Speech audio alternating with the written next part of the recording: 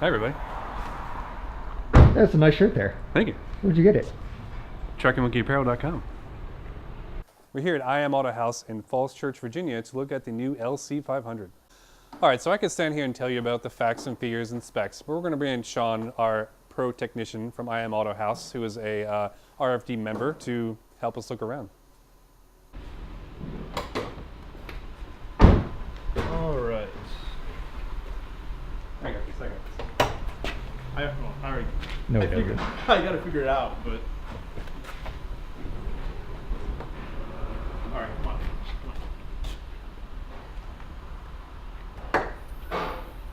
on. Look at that. That's a lot of plastic, and is this Yes. carbon fiber? Oh, that is? I don't know. It's carbon fiber looking, right? Yeah, just kind of like that's carbon fiber looking. So 5-liter V8, 471 horsepower, which is like 4 or 5 more than you get in RCF, even though it's the same engine in this and the GSF. 398 foot-pounds of torque. So not blistering, but once you hear it, it is pretty. Sounds pretty fantastic. Right. These strut tires look like they're made out of plastic, but obviously they're not. It is an interesting color. You don't usually see it that much of a contrast. Right. I think probably the most interesting thing under here are these 4 explosive charges, which are intended to protect pedestrians, large animals, in the event of a crash. So they actually will somehow sense up in here. I won't hit it too hard so it doesn't go off. Just kidding. That the impact has happened, local front impact, and actually will bounce the hood up and separate it from the car, I assume. I don't know. So basically, like any regular normal cyclist just happens to dart out in front of you, total the car. It probably wouldn't be good. There's a good chance it's going to take out the windshield. I'm not sure where the hood goes, whether it's like in the ejection seat kind of situation, it just pops up. But that's where we are with pedestrian safety, I guess. It'd be cool if you could actually launch this at a cyclist, especially in DC. Just sort of press the button and, you know. 007 type of. Yeah. This looks kind of like an artificial noisemaker. What would that even be for? More or less so you can hear like a little bit of engine note inside the car. You could definitely do that. It enhances it. Yeah, I bet it does. Yeah. I don't mind some enhancements.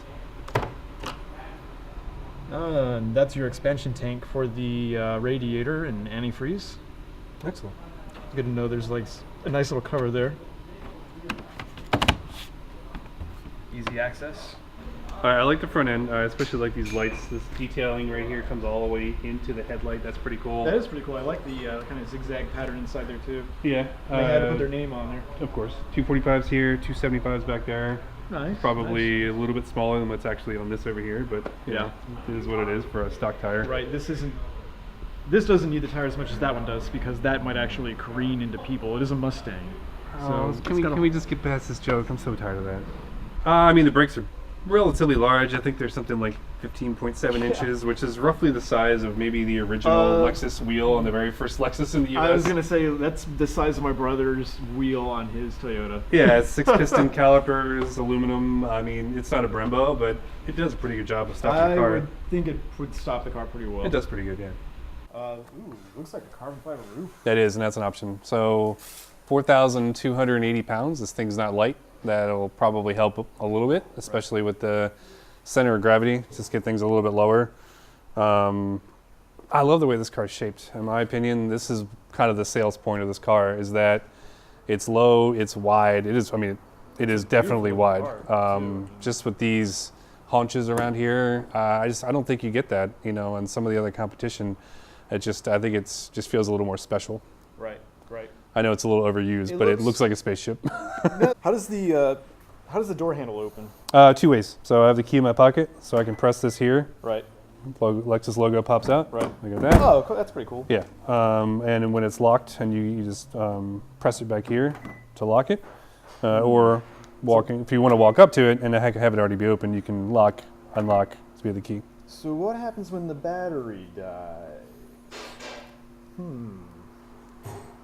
I actually imagine there's a manual release in there somewhere. Yeah, I'm just not sure where it is. There's probably a manual release in there somewhere. Downside in the back, and this is a practicality thing, depending on how much you're actually going to use this, it's not a very big trunk. For such a big car, right. It's maybe I feel like a foot tall. It's not very deep.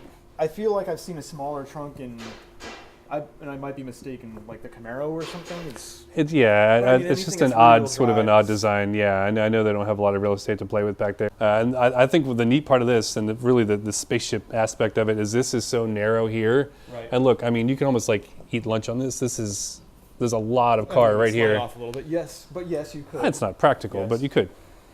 It's not an STI wing I or like the anything. taillights. They look pretty detailed too. Yeah, this part right here feels a little plasticky, a little cheap. Oh yeah. But check out the Infinity, not the car, but look, Oh wow. it basically is it's mirrored through there, and so Oh, the wow. LEDs go Yeah, yeah. all the way through. That's a neat detail. That is really cool. Yeah. All right, we can drone on them at facts and figures and specs. Let's get this thing up in the air and check it out. Yeah, let's look at it. Proof point.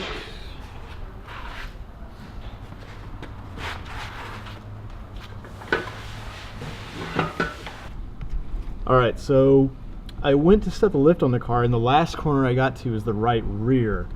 And lo and behold, it looks like we've got some damage here. Like the jack support is pulled away and down in the front. Not really sure how that happened, but it's going to be interesting setting the lift. So we're going to still try it and see what happens. If anything kind of gives me an odd feeling while we're going up, I'm going to stop right away. Yeah.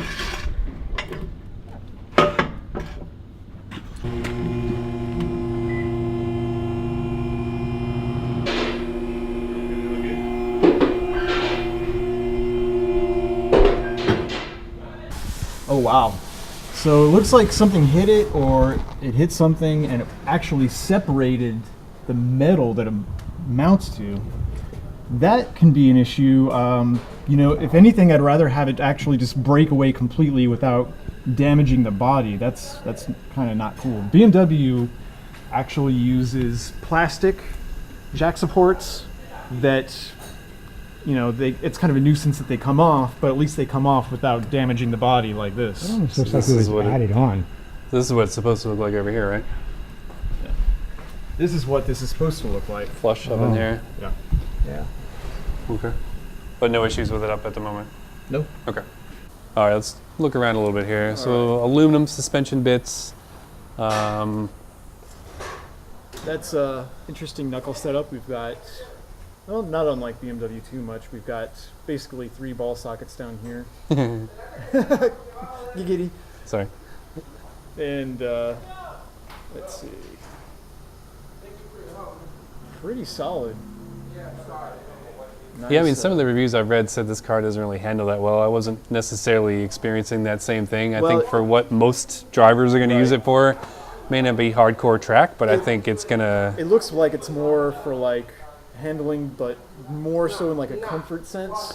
Well, that's the great part about these dampers is that they come through comfort, normal, snow, sport, Sport S plus. I may have added an extra one in there, but there are... Plus. Yeah, there's quite a few in there, and it definitely makes a difference in the way the settings are arranged. Yeah, we got a sea of plastic and a sea of Metal.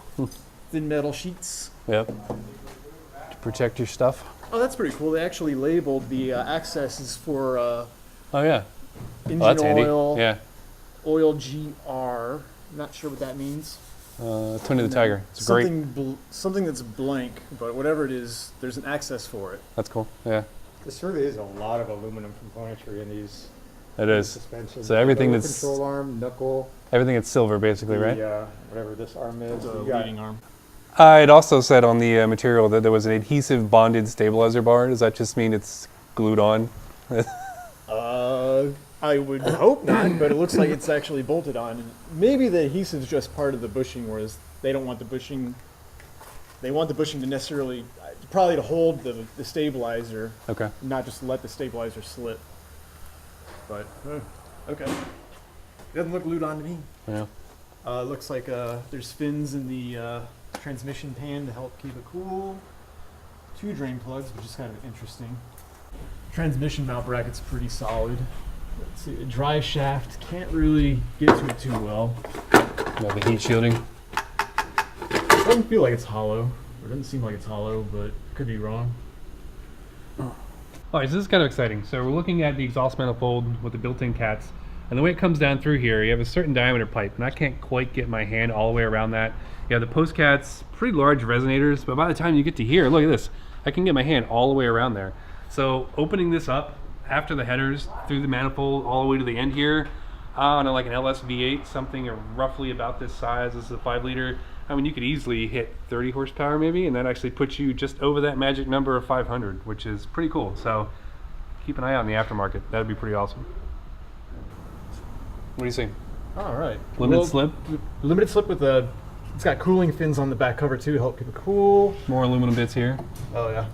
Some of these do come with 4-wheel steering. I don't think this is one of them based on this right here. No, that's just like a tie bar. Yeah, that is a neat option. Further back here, this is for the active exhaust, which is a pretty neat trick system. We've seen that on a few cars recently. Yep, basically like a throttle body for the exhaust. Yeah, that's pretty cool. And I'm never a big fan of this just sort of, plastic fake chrome.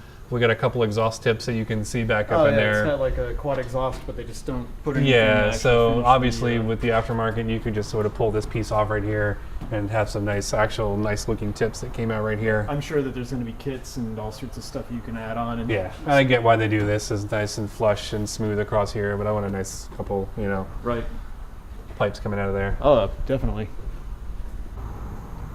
What other kind of like trims does this thing come in? There's a hybrid version. Hybrid. I know. What's the point? You can have a 5-liter V8, or you could have a hybrid. I know. Yeah. If you're, Yeah. it's not like, it's not the what is it? The RX 300. No, It's there's. an LC 500. Come on. Yeah, exactly.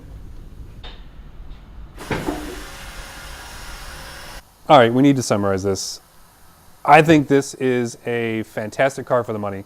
I think when you compare this to an SL 550, Oh, definitely, yeah. $112,000, less power, probably. This will last like forever. Exactly. Yeah.